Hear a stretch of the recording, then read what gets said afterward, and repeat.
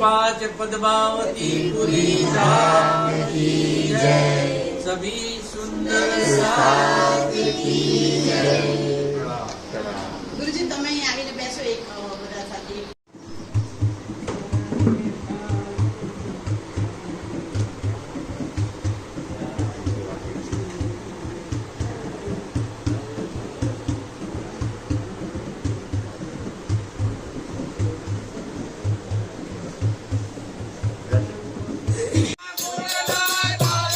નરસિંહભાઈ આવજો કરજો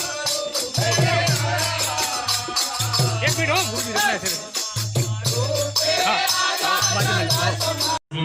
कि जिसने अपने गले में मोती बांधा हो उस मोती को फेंकने की कोशिश ना की, ऐसा जीवन है।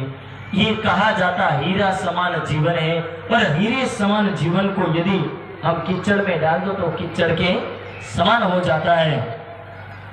इसलिए वाणी कहनी शब्द कही प्रगट प्रमाण शब्द सदगुरु सो करावे पहचान, कि ये ज्ञान मानव को सदगुरु की पहचान करवाता, सत्य की पहचान करवाता है।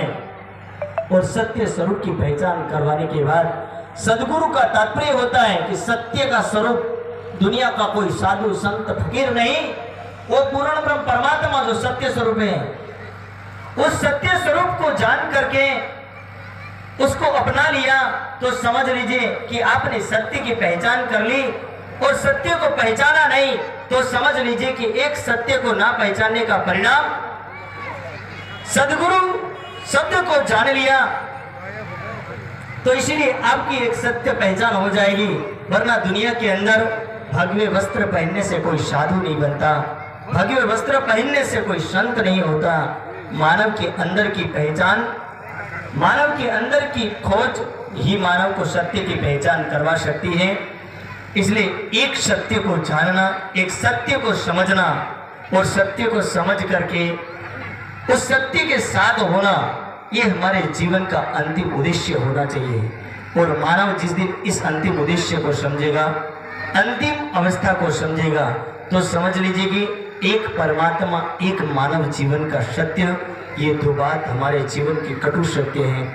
मैं कौन तो समझ लेना कि आत्मा परमात्मा का अंग है।